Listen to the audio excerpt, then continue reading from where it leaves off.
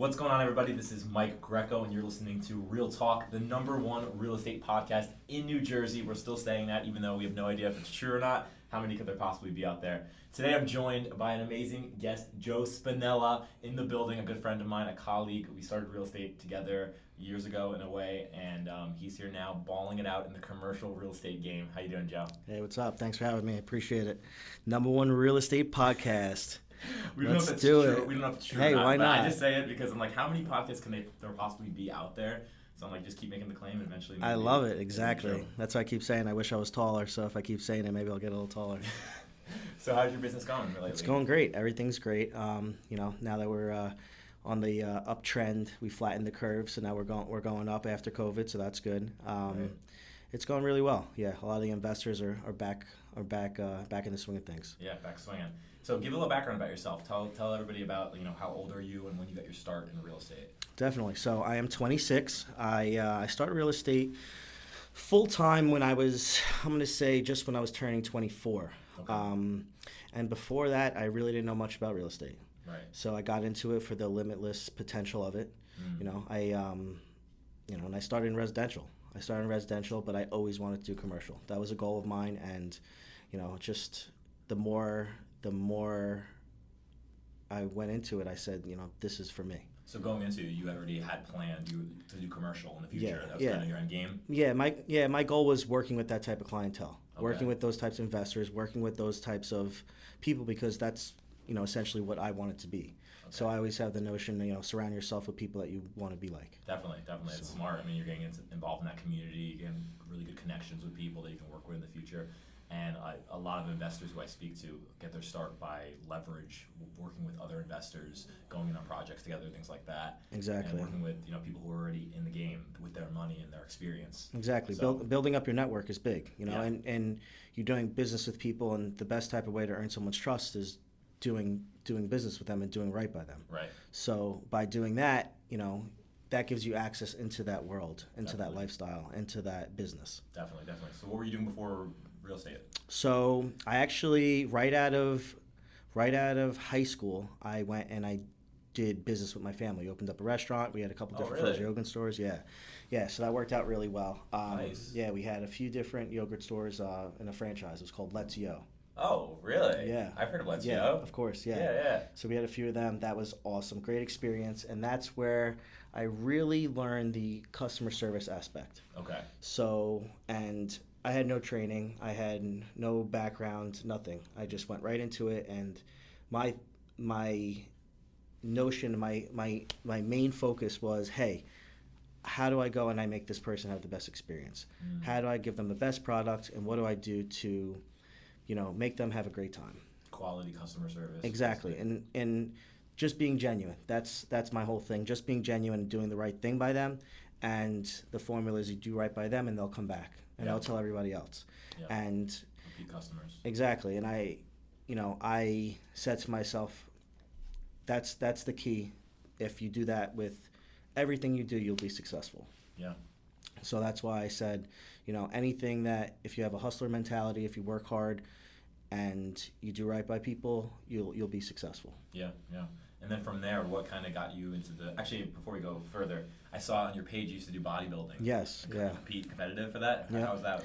That was awesome. So I love that. And I always wanted to be into that, own a gym, something along those lines, just because when you're in that mindset, you want to be around it all the time. Yeah. So, and I think that also helped me and shaped me, because there's no shortcuts. There's Yeah. no shortcuts whatsoever. If you don't put in the time, if you don't put in the hours in the gym, if you don't put your hours in cardio, if you don't eat correctly, meal prep, you're not going to get results. Right. There's no shortcuts whatsoever. Consistency. Yeah. And that follows through with business, and that's 100% what real estate is. And I'm sure you could agree with that. Consistency, follow-up, that is 100% the name of the game. Definitely. So I think that definitely shaped me into where my goals are and what my mindset is, because you have to get up, you have to do your cardio at 7 a.m. You have to get your weight training in, you have to get your meals in. Yeah, and a lot of discipline. You have to be. Yeah. And if you don't, you're not going to get results. Right. So that's, that was always something in the back of my mind that I could always compare to Yeah. real estate. Yeah, definitely. So how did you end up getting into real estate from there? Like, what was there somebody or something specific that kind of led you in that direction? So, so we had the stores for 5 years. So when that started, when that started, you know, tailing off, I competed since I was 19. Okay. My parents competed. So always was something in me. So, In working. bodybuilding, your parents Yeah, competed? yeah. Oh, really? Yeah, so That's pretty always, cool. yeah, it was cool. So always working hard for something was always, something that I was instilled in, Yeah. So um, that was, so I started competing when I was 19, started the business when I was 18. Before that, I worked in Gold's Gym, so I was around it. Yeah. So I saw the different aspects of it. So that was, I didn't really know what I wanted to do, but I always knew that I would be successful. As crazy as that sounds, you could ask all my friends. Yeah. I don't know what I'm going to do, but I'm going to be successful. Right. Never put your head to. Exactly, because if you're a hard worker and you're disciplined and you're consistent, you're gonna find your niche. Right. So always competed from 19 on. Did the yogurt store with them from 18 on, and then I got into real estate for simply just the limitless potential. I went on many job interviews, and because I didn't know what I wanted to do, I really didn't know what, I knew what the values I had and what I had to offer, but I didn't know what category that was going to be in. Where you wanted to kind of like target that energy. In a Exactly. I knew that I worked, 80 hours a week till 2 o'clock in the morning, 3 nights a week, up from 6 o'clock in the morning. I worked like crazy. Yeah. And I was like, what am I getting in return for this? So I was like, you know what, maybe a 9 to 5 is a good idea. And then I was looking, and honestly, I got turned down from 95% of the jobs that I applied to because I Really? didn't have a college degree. So yeah, I ran, $1 million businesses, but I didn't have a college degree. Right. So Right. You didn't have a piece of paper to I prove didn't it. have the paper to prove it, and nothing against college degrees whatsoever, but to me, that should not be a knock on someone's resume Definitely. if you have something else to back it up with. Yeah. So agree. I was, I never forget, I went to a job interview for, oh my gosh, I never forget, now I forget. They do the uniforms. It's, Trying to think. they do the uniforms for, like businesses, and they clean the uniforms once a week. Oh, I know what you're talking about. I can't think of the name of it though. I forgot the name of it. Anyway, I went for an interview with them for sales. Yeah. So, because I knew that I could talk to people. I knew I could, do something with that. And I think the starting salary was like 45,000, something along those lines. Right. And I went, and he's like, "You're great. I think you would be perfect for this. You would crush it. Blah blah blah. All this stuff. But you don't have a degree, so you could start off by driving the trucks around, making $10 an hour." And I was like, after that, I was like, I can't do this anymore. I was like, I need to figure out something else. And actually, I was sitting in the waiting room, and he made me wait 50 minutes after the scheduled time. Jeez.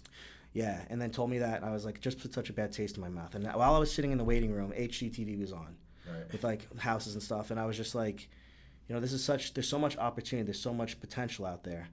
Sounds like a movie moment. Exactly, In the waiting right? room. Exactly, yeah, it's kind of crazy. Yeah, I think to myself a lot, and I just say, how much is out there, and what can you do to do that? Stop following the guidelines. Don't be a sheep. Create your own path. Right. Do something different, because I feel like there's so much out there, and there's so many people that just, get into the stigma. Go to college, get loans, Right. work to pay the loans off, retire when you're 65. Like, It's I don't want that it's to a be me. cycle. I don't want that to be me. And I said to myself, what can I do not for that to happen? Also, and what can I do to down the line provide for my family and be there for my family, and not having to miss opportunities and moments because I'm working. Right. And working for something that's nothing crazy. That you're not really building yourself. You're building a company for somebody else. Exactly.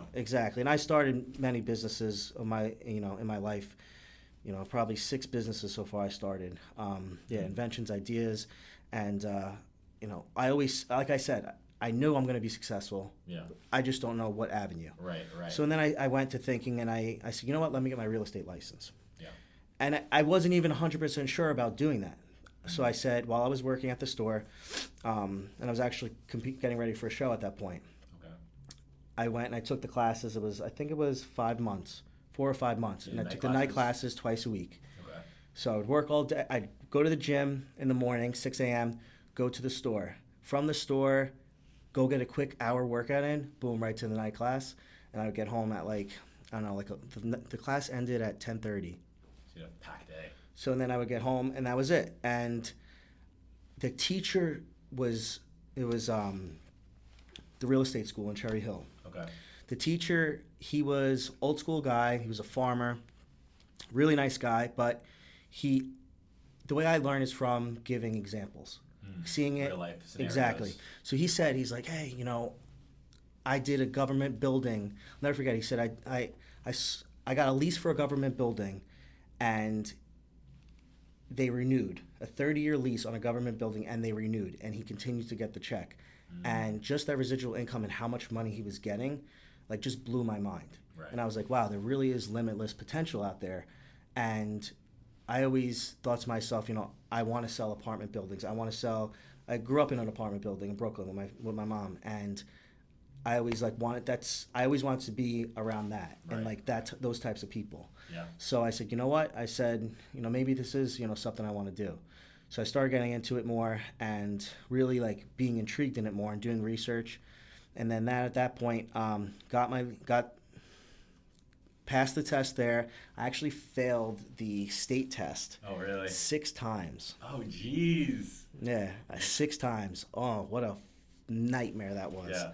And failed it 6 times. I studied like crazy. Yeah. I just wasn't Yeah. good with tests and a lot of the stuff. And I feel like if you're you're a young person, you're not, maybe you don't know the terminology of you don't know that kind of stuff. You Yeah. never bought something yourself. It's going to be a little bit harder. Definitely. And it definitely was harder for me. I don't know if you felt the same. Yeah. I mean, I kind of just studied it. I'm a really bad test taker too, and I did not think I was going to pass the first time. You did. I passed the first wow. time. Okay. Yeah. All right. You Thankfully. You got me. No, but I'm terrible at tests. For instance, my permit test, I was homeschooled, so I didn't take the class in high school for learning how to drive. Yeah. So I had to go to the DMV and study the book myself, and then take it on the computer at the DMV, and I failed 7 times. No for my way. DMV test for my permit test. Wow. Yeah. Wow. But then when I drove, I passed. You first passed time after. for the Okay. actual driving test. Okay, cool. But I'm terrible at test taking, Really? so I was very worried, and I was surprised. And it's the old school 1980s computers, Yeah, right? At the DMV, yeah. you press Same a button. thing. Okay, so I Yeah. failed my school test too, Yeah. and I went to do that. So that was Oh my funny. gosh. Yeah. So sometimes you're just not a good test taker. Yeah. It is what it is. But you Yeah. can know the information. But I'm telling you, they try to trick you with 2 of the right answers. Right. On the real estate test. So they do. So I took the test, ended up, once I started getting into it, the biggest wake up call for me was, I'm not that organized of a person. I definitely am way more now. But the biggest slap in the face was when I started losing business opportunity because I didn't follow up Yeah. when I said I was going to, or just following up quick enough. Right. So, I had that too in the start. so much so. And I should have probably started off on a team because I knew nothing in the business. I knew nobody in the business. The way I picked Keller Williams was I did some research, and actually at the time my parents were selling their house, and one of the agents here actually was the person that ended up getting the listing. Oh, really? Yeah. So and she was super nice. So she brought me in, and I loved what Keller Williams had to offer. Yeah. I loved, just everything about it, their motto, giving back, doing the right thing. The split was amazing, and I just thought it was a no-brainer for me. Right. So I got into it, and I started out by myself. I didn't work with anybody. Yeah, I remember I used to work in the office for Jen. Yep. I remember I don't know how long you were licensed for, but you started coming into the office and asking for open houses. Yep. So, so I did. Yeah. I mean, I think I did. Every weekend. I think every single weekend, even Saturday and Sundays. I think I probably did like 40 open houses. Yeah. And I didn't have a good success rate on that. Yeah. And I was following up like crazy. I did everything that they said. Do postcards. I did Bold 3 times. I drove. Really? Yeah, I even drove to Manhattan to do Bold. Yeah, Wow. when I first started, I went to family reunion. 2 months in the business, I went right into family reunion. I flew out to California. I was hungry. I said this is what it is. And actually, a defining moment for me too was I didn't know if I wanted to do real estate. I wasn't sure. I was in the in between. I just ended things with the store. We sold the store. Everything worked out great with that.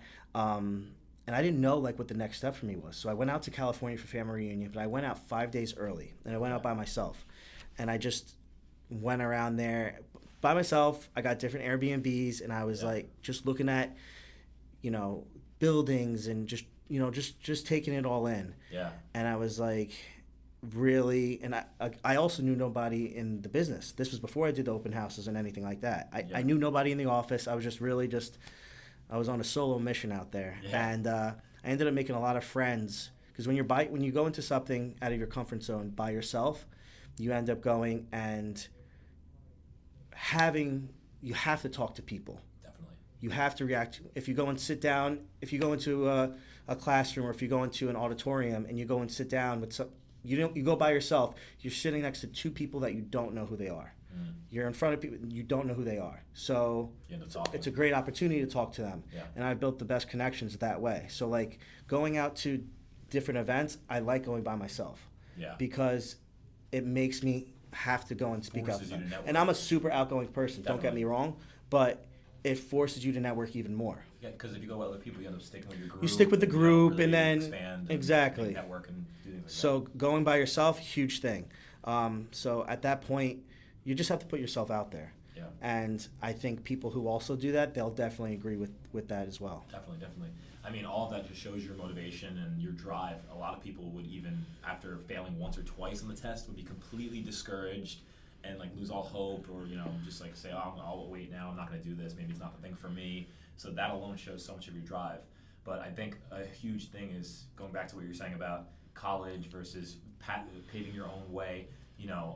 It's definitely a certain type of person. Some people need that structure, and I definitely am. I'm not anti-college, but I'm pro paving your own way. But there are some people who just don't have that discipline. You know what I mean? And I think everybody has it in them. It just takes different types of things to how is this going to work for them? Yeah. And actually, a question I've been asking a lot of people recently, like friends of mine, because I see a lot of people struggling and doing things that they necessarily don't want to do. Right. Like jobs, whatever. Like, yeah. So was it someone, I was talking to my friend yesterday and she said like her brother's working for ADP. Okay. Awesome, great. That's amazing. I love the family, love them, one of my best friends. And I said to myself, in my mind, while she's saying this, I'm like, is that really what he wants to do? Is that like for the rest of his life? I'm like, and then I say to myself, to a lot of the people that I'm friends with, a lot of people, is the job that they're getting, is that what they want to do? Is that really their dream? Is that their goal? Or is it just something that they have to do because they have to start paying their loans in 6 months? Right. Or are they doing that because they have to start paying their rent because they wanted to move to Hoboken to go out to the bars? Right. And like, is that really what they want to do? Yeah. And I feel like I come to the conclusion that, like 95% of the time, like it's not. Yeah. It's really not. And then you get stuck in this cycle where Exactly.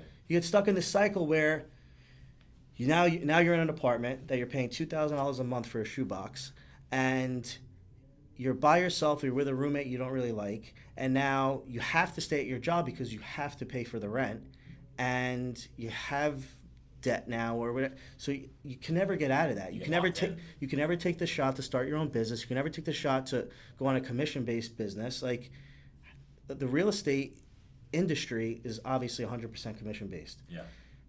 It's hard to get into the real estate industry when you're not younger, or you can take a shot. Right. or you have some type of other stable income. Right. And also, you can't really half-ass being in real estate. You can't, like, you could do it on the side here and there, but you can't take the next step and go all in if you don't have at least 6 months of funds to cover you. Exactly. It's easy point of entry, but once you get in it, you really have to have that motivation and that drive. Otherwise, you're going to be just. And deals are going to fall through. Nothing is guaranteed. Nothing is promised. Deals are going to fall through, but you have to have enough inventory and enough, things, so that you have 10 things under contract, but you only need 2 things to work out. Yeah. Everything else is gravy. Right. And a lot of agents, young agents I see, they get a couple deals lined up and they're like, oh, I'm golden now. Like, I'm good to go. I'm like, no, you got to keep lining up more, because once those close, it's going to be another 2 months before the next one's closed. You have to keep pushing it. I can't tell you, and I'm sure anybody in the real estate business, I could have said there's 100% chance X, Y, and Z is going to close. It's under contract. Nothing could go wrong. And would you believe that the craziest possible thing could go wrong? And I'm like, no way, dude. I'm like, no way. And you need, that's the experience aspect. You need to get knocked down a few times and realize. Now, me, unfortunately, I wish it wasn't like this. I need to experience. You could tell me something till you're blue in the face. Yeah. Until I see it firsthand. You won't believe it. I wish I wasn't like that. Do you know how much time and effort and money I would have saved? Yeah. I wish I wasn't like that, but unfortunately that's the case. Yeah. All right, we're going to cut to a quick ad break, and we'll be right back. Goldfinch Title. Goldfinch Title is backed by Trident Abstract out of Wall Township. A leader in the industry, Trident has been in business since 1976. At Goldfinch, they have specialized teams ready to respond with solutions tailored to your needs, whatever they may be. This ensures that you receive maximum responsiveness, cost effectiveness, and efficiency. In partnership with their growing networks of offices around the globe, they have the flexibility to service national and multinational customers. Communication is key, and from the moment your offer is accepted, Goldfinch representatives will walk you through every step of the process. I can personally vet for them as well. I've worked with them on many deals. They work with my preferred attorney, and I've had nothing but a pleasure working with them, and every transaction that's in their hands has gone extremely smooth. Goldfinch has been vetted by most major banks and lenders. They offer full settlement services, making the process with them simple and completely cohesive. So if you're interested in working with them, call 732-547-2242 for a quote today, or to learn more about their services. Again, the number is 732-547-2242. All right, we are back. But I wanted to keep talking about what we were talking about. We got cut off because of the camera, unfortunately. But a lot of people, some people just don't have that motivation to, get into the groove of things and start. And even for me, you're more involved in the commercial space already, so that kind of is where you're leaning towards what you want to be and what you want to do as an investor in the future. But for me, I'm an investor, but I work in residential more, and I don't really care about residential that much. I love real estate. I appreciate it. I love working with clients. I love working with people. But even for me, in a way, I want to be an investor in the future, just like you do. But this my job currently doesn't really tie into that. It kind of does in a way, but it's kind of like the ends do justify the means. It's related to it. It's something I enjoy. I'm passionate, but it's not my end goal. If you know what I mean? Definitely. And I think that, listen, you're in the same ballpark. You're just playing a different sport. Exactly. Which is fine, and it's great. You're in the same ballpark. Yeah. And you're going to, no matter what, you're going to make connections to. You're going to make connections in that same realm. Right. And I actually, one of the things when I first started, like you, we were cold calling. Yeah. Hitting the phones, calling, and just pounding away. No, I don't want to sell. Stop calling. Blah blah blah. All this stuff, and I started adding in. I do commercial as well. And if they said, hey, no, I have nothing to sell. I'm like, all right, well, by any chance, do you have any commercial property or anything you're looking to lease? And this one guy who's a good client and friend of mine now, he said, yes, I have a space I need to lease. Nice. I said, okay, awesome. I said, great. So ended up taking the lease, and the first 6 months, now this is the issue, and this is where I'm really trying to reach out to a lot of people and not make the same mistakes I made. I didn't know what I was doing. I had no idea whatsoever what I was doing. No idea what triple net leasing was. I literally had no idea. I watched YouTube videos. I read up. Yeah. Again, I had no idea, but I wasn't on a team. I wasn't working with anybody, so I couldn't really reach out to too many people. Yeah, the office is great, have a lot of resources, but for commercial, there wasn't really anybody Right. to talk to. So that's why now I want to be that resource and reach, for people to go to. Yeah. But at the same time, again, had no idea what I was doing. First 6 months, got a couple bites here and there, nothing really, until I gained more knowledge and more resources myself. If I would have had somebody that I could work with, and I could have just ended up either giving them the lease as a referral, or possibly, working something out with them, Yeah. it was sold. Right. It would have been done. And whether it be a lease, whether it be a building, whether it be anything in the commercial realm, it would have been done. And I know it would have been done because as soon as I did that, it was done. Yeah. And that's with everything. So many residential agents try to go and do things on their own because they see the dollar signs of the commission check, or they try to see like the potential of, what the end goal is, but you don't have the resource, you don't have the knowledge, and that's nothing against them. It's just so much knowledge. How would you? Right. How would you know that? It's, Right. How would, a foot doctor doesn't know how to perform on a heart. Right. Even though that's way Different game, above yeah. our pay grade of what we're doing. But you know what I'm trying to say? Yeah, It's yeah. totally two different things. And even, I'm one of the best bullshitters I know. You could try to figure something out. If I don't know it, I'll get the answer Yeah, to it, yeah. kind of thing. But there's only certain things there's only so much you could do Right. with that. Learn the And experience. so that's a big thing. Like, there's so many people that listen. If I don't know some things, as far as, I don't really do too much with land. I'm learning more about warehouses and industrial and that kind of thing. Yeah. But right now, if I get a big type of land deal, I 100% would refer that out. Right. Okay. I don't really know that, and I know, but what I do know is that I'll give that to an expert that can get that done. And Right. Because it's a You know. different game. You want to just collaborate with people. and you who know want to what work they're with people. I would rather work every single deal with somebody than Mhm. do deals by myself. It's a lonely business. doing. Yeah. That's true. And True. I mean, we worked on stuff together. Yeah.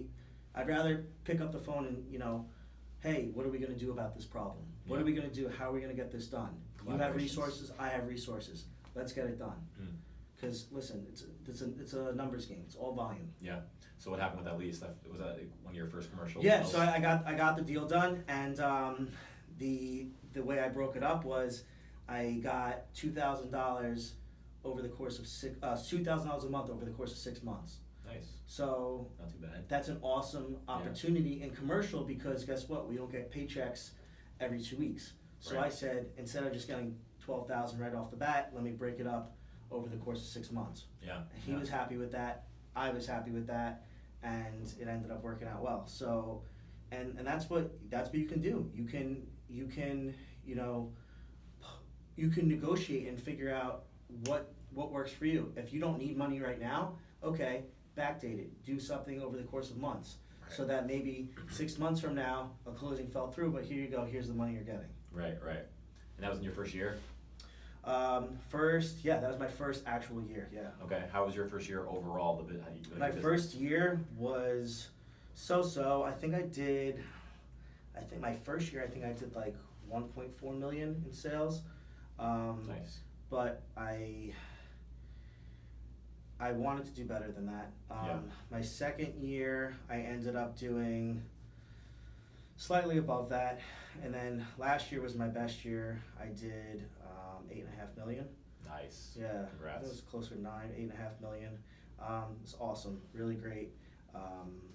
Yeah, that was good. But again, I'm not satisfied to it whatsoever. Right. Keep This, pushing yourself. Yeah, for sure. And I had 3 deals that I thought were 100% closing for first 2 weeks of January. Mm. They all fell through.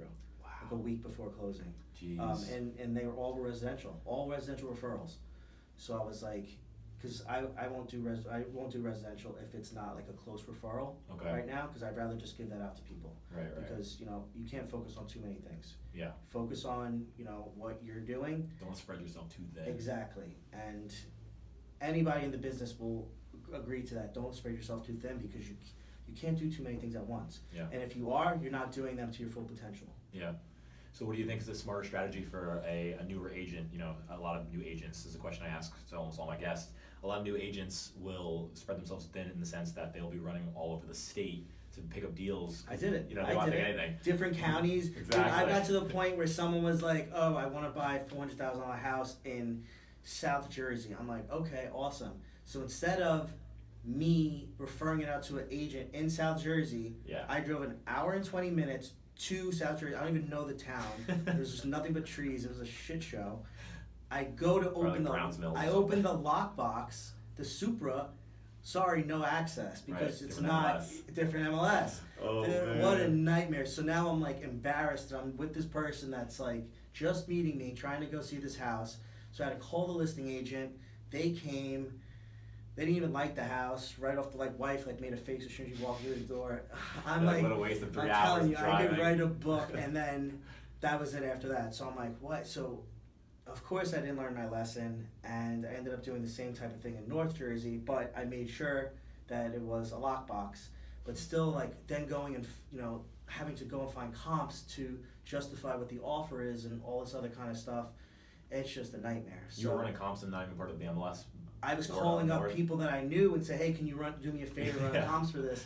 And it ended up working out. Yeah. But so much extra work and so much nonsense for again spreading yourself too thin. I put in hours and hours and hours when I should have just made the phone call and made the referral, and I would have got it and focused on Monmouth and Ocean County. Yeah. Not Hudson County and where I have no idea what was going on over there.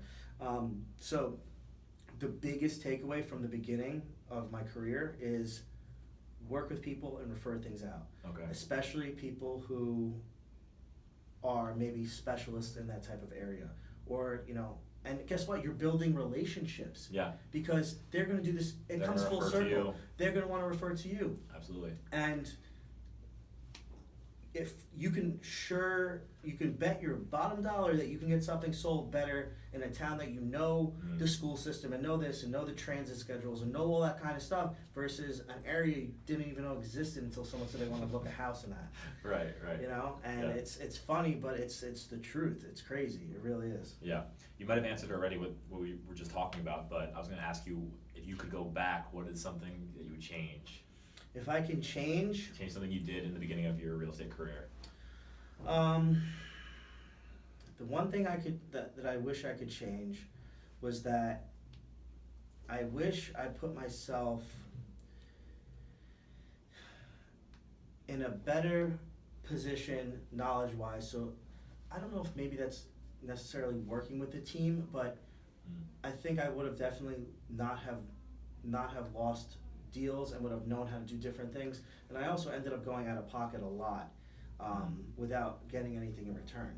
My first listing I ever got was a $1.2 million ocean view property. There you go. Yeah, it was right on the water. The a lot of coolest agents thing would ever. kill for that. It was awesome. Yeah. But he said it was an expired. I got it from calling. He said super nice old guy, really awesome. It was his summer home. He lived in somewhere in North Jersey. Yeah. So I called him. I was on top of it like crazy, and I ended up driving up, getting the listing. He picked me over a bunch of different agents. I really had no qualifications to do that. Yeah. But he just liked me for me. Yeah. And what I did, the reason I got the listing was after I had the listing appointment. He didn't sign it there. After I got the listing appointment, it was an old Italian couple, and they reminded me of my grandparents. Yeah. I was really close to my grandparents, and they showed me out in the garden. They walked me around the house. They showed me all their stuff, and it just reminded me of my grandparents so much, the old school Italian. Yeah. oh, I had this couch for 50 years, but we put the plastic on it, or like, yeah, it's like our great grandmother in Brooklyn. She had like the fig tree in the yard. Yeah, exactly. Like they have this stuff for like 100 years, but they take such good care of it. Like, and they're like, oh, like this is the same wood flooring, but like we sanded it 45 times. Like, you know what I mean? Like it's so funny, but it's the truth, and they're all the same, and it's just such an amazing like. So you connected with them on like so I connected with them. But again, I still went against like these top agents. Yeah. So I never said like I was nervous. I had no idea if I got it. But she showed me all and they love flowers. They love flowers. So I said, me being who I am, I left. As soon as I got to the office, after I went and I sent flowers to the house. Nice. And I said, nice move. And I said, thank you. You could add this to your collection. Thanks for giving me the opportunity because I called for months and weeks on end trying to get. Thanks for the opportunity. Even if it didn't go further than that, I really genuinely meant thanks. Thanks for giving me the opportunity. Yeah. And he called me back the next week. He said, "My wife said she loved that and to hire you." It's the Italian charm right there. Yeah, exactly. But again, not doing it. You have to do things for the genuine aspect of it. Right. Don't do it for what's going to be in return. Do it because if I was a fly on the wall there, I would have saw her reaction, and it would have been, incredible. Right. So do it for that reason, Yeah. So, long story short, he wanted the house to be listed at 125. I thought just going along and saying that, there was no comps. There was It was a diamond in the rough. Both houses on each side were $300,000. Like, really, it was not something. Not an easy sell. Didn't know about it. Just thought that I worked so hard on that property trying to get it sold. So I listed it for 125. I called every single agent that sold any property over 600,000 in the last 2 years in a 10-mile radius around there. I called every single one, and I tried saying, hey, do you have any additional buyers? Do you do anything? I called agents in North Jersey. I called agents in Staten Island and Brooklyn, like, hey, I have this property. I'm willing to give you additional half a point of my percentage. So I'll end up giving you 3% and I'll take 2%. Like I was doing everything I possibly can to sell that property. Yeah. And I ended up getting 2 reductions for it. So I ended up getting it down to $950,000. Okay. And I thought I was going to be able to sell it, and he signed an extension with me. So I had the property for 9 months, and I had an offer on it. Thought I was going to be sold. They ended up not being able to get the mortgage because they just got a divorce. Oh. So I thought it was all good. I thought it was going to be good. Then it ended up just not working out, and it expired with me. Yeah. And he was like, we're going to take some time off. So that was a real letdown. Definitely a learning experience though. Huge learning experience. I totaled up how much money I spent on that property. I spent like between $5,000 and $6,000. Oh my God. I spent between $5,000 and $6,000 on that property between brand new signs, marketing, photos, aerial, drone, the craziest amount of stuff, and I got nothing for it. Yeah. But I got an amazing learning experience, and I know to never, I know to never let that happen again. Yeah. Yeah. And if I could help people out with that in the future, definitely. But if you start seeing like this crazy price points and you think, hey, this is gonna be awesome, first thing I should have done as soon as I got that, I should have found the best agent. Hey, let's partner on this. Right. And I could almost guarantee that it probably would have been sold. What town was it in? It was in Bayville. Bayville, okay. Yeah. So that was, and again, someone could have told me that in the beginning. I'd be like, no, I'm gonna hustle. I'm gonna get it done. I'll figure it out by working hard. Yeah. It's not always the case. Not always the case. Yeah. Not always the case. And so he ended up going and relisting with an agent, and she still hasn't sold it yet. So at least I know. It's listed at the lower price now? Yeah, at the lower price. Wow. But, if I was with an experienced agent and someone that knew any type of, knew the business, I would never have gone in at the 12.5 number, 1.25 number. I would have gone in at a lower number, and it probably would have got sold at some point throughout that, Right. Because, listen, if someone sees something over their price point, over their range, they're not going to, and I'm telling you, I called the agents that I called, they're probably like sick of me at this point because I kept going, hey, do you have any buyers? Do you have any? I called everyone. I must have called like 300 people. That's like, smart though. Agents I mean, wise, that's good yeah. branding, good marketing for the property. I mean, just call everybody literally. I called everybody, and I was literally willing to give them so much, and they just didn't have buyers. Yeah. And I was like, why not? Instead of just, yeah, I've direct mail marketed to all over the place, but why not go to the agent who has so many buyers instead of just the individual buyer? Absolutely, yeah. Agents who specialize in that area. Exactly. Yeah. All right, so I have one final question. I don't want to keep you too long. I want to know, what is your 10-year plan? Where do you see yourself in 10 years, or where do you want to be? Definitely. So with commercial, it's been such an amazing experience so far, with just the opportunities, right? So once you get the ball rolling, when you're in that industry, somebody knows somebody, and somebody else knows somebody, whether it be a client, whether it be an agent. It's all about networking. Everything is about networking. Now, if you are, like I said, you are who you surround yourself with, and if you continue to see opportunities, those clients have other friends who also have referrals. They also have apartment buildings. They also have shopping centers. They also have this and that, and that's really just how you grow it. So you want to put yourself out there, and you want to put yourself in a position to succeed with also having knowledge. Why should somebody call me versus the other guy? Why should someone call me, and when they do call me, am I going to be able to answer their question? And honestly answer their question, because there's so many snakes in the grass, and there's so many people that are out to get you in commercial, and it's the craziest thing. I mean, residential as well, but you're not really protected as much in commercial. So like, I've gotten to a point where I went to go show a property, and with a client that I read earlier in my career, and I went to show the property, and I didn't really know the guy that well. We were going back and forth on the price. I didn't have anything to protect myself. They went around me and worked the deal out behind your back. Worked the deal out behind my back, and cut my commission out, and that was the difference of getting the sale done. So, again, learning experience, very costly learning experience, but it is what it is. And I promise you, going forward, I will never do something without having myself protected. Also, having leverage in the deal. What do I have to offer? What can I offer to make the deal go through? My knowledge and expertise is something that somebody needs to be able to get something done. Now, that's on me. That's on me to know the figures, the numbers, the underwriting portion of it. That my expertise, they're not just paying to buy the building. I'm justifying my commission by the knowledge that I know and what I can offer and what I can bring to the table. And that's all behind the scenes. That's all stuff you have to learn and experience you have to do. Yeah. And also, why should somebody go and refer somebody to me? What makes me different from somebody else? I need to get it done. I have a track record. I know the knowledge in that area, in that system, in that specific niche. Again, that's why if you don't know something, refer it out, because the chances of it getting done are 10 times more, 100 times more.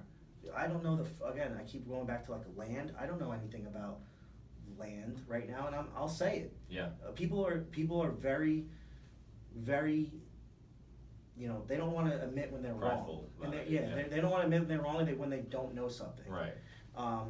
Or asking for help. I'll be the first one to ask for help. Yeah. And whatever it is, because just be honest about it. Yeah. And I think that's more genuine, more respectful than anything else, especially in this business, because you find a lot of characters and a lot of people out there. Yeah. And for me, it's just, go back to your question, you said, what's my 10-year plan?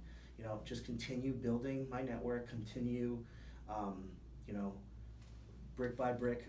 You can't take the elevator to success. Yeah. That's a saying, right? You got to go step by step, and along the way, sometimes you take a couple steps back, you readjust, reevaluate, stay true to your plan, and keep going forward. And the thing I see in myself is I don't want to just be stuck to being here. With the idea of commercial investing, I want to be able to have properties all over. Yeah. I want to have multifamilies in Florida, in Texas, in Arizona. I want to have them all over, and it's very possible, and it's extremely doable, and we're in the process of doing that now. And it's an amazing opportunity, because you have management companies, you have partners, you have joint ventures, you have different types of acquisition partners and stuff, and there's so much that goes into it, and it's so doable. You just have to pull the trigger. Yeah. And if you surround yourself with the type of people that you want to be like in the business, you're going to get there. And it's nothing, you can have an idea, and it's, if you say it out loud, somebody might be like, oh, that's crazy, stick to this or stick to that. And I've been told that. But to me, I said, listen, there's no blueprint for it. I'm just going for it. Yeah. And listen, it's a numbers game. If you call enough of, my thought process was this: if I call enough of, again, I knew nobody in the business. I still am trying to figure it out and make the plan. If I go and for residential properties, if I call for sale by owners and expireds for residential properties, why can't I do that for commercial properties? Perfect. That's what you were telling me when we sat down a couple months Exactly. ago. No one told me that. No, I just figured it out. And I told you that story about the marina, right? That I ended up finding that marina that was an expired. I called every marina on the Jersey Shore. Ended up getting somebody that was looking to buy it. The seller ended up not wanting to sell it. There was an issue there. But again, just the hard work and persistence, you figure it out. Yeah. Throw stuff at the wall and see if it sticks. And that's my business model. Yeah. And put yourself out there. Don't be afraid to pick up the phone and make a call. Don't be afraid to say, hey, I don't know something right now, but I will figure it out and I will get the answers. Yeah. And by doing that, network with people. People that do know stuff, ask questions. And listen, anybody that's successful, anybody that's has the right head on their shoulders, they would love to see somebody reach out to them and refer business with them and work with them, because it comes full circle. Yeah. Especially people that are genuine and hardworking, because there's not too many people that they just look for the easy way out or try to do something not the right way. Yeah, be a team player is really what comes That's down what to. it is. Be consistent, be a team player, and you do right by somebody and it will come back full circle. And don't try to don't be what's the saying, penny wise, dollar full, whatever it is. Oh. I know what you're talking about. I'm not sure exactly what it is, but don't go and take the money now. One bird in hand is better than two out. Whatever that saying is. Exactly. Don't go and screw somebody right now Right. for some money. If you don't go and not pay them the referral. Don't go and do that stuff now, because it's going to come back. Yeah. Your reputation is the only thing you got. Yeah. And the word travels. And if you go and screw somebody now and end up not taking care of them or doing the right thing by them, it's gonna come around. You're going to see that person again, and if not, call them as a bitch, straight up. That's just what it is. And even if I go and someone puts me in contact with somebody else, and I end up closing a deal or making a great deal with them, that person that put me in contact with them, even though they did nothing, and they maybe weren't even expecting anything, I still want to do something and show my appreciation for Definitely. them. That's just how I am. Yeah. I never want to screw anybody. I always want to do the right thing, and if you have that mentality, you're gonna be all right. There's a lot of money to be made. Yeah. And that's my take on it. Yeah. Well, this is all great. Thanks so much, Joe, for coming on. If you want to plug where they can follow you on Instagram or Facebook, let everybody know. At Joey Real Estate, KW. So Joey Real Estate KW is my handle on Instagram. Awesome. Check me out, Joe Spinella on Facebook. I appreciate it. Thanks for having me on. Thank you, everybody, for watching. This is your commercial guy. If you need anything commercial, hit him up. Thank you for watching. If you're on YouTube watching, please subscribe, please like, please leave a comment. It really helps us in the YouTube algorithm. If you're watching on Spotify, make sure to follow us. And if you're watching on Apple Podcasts, please leave a 5-star review. I'll see you guys next time. 5 stars.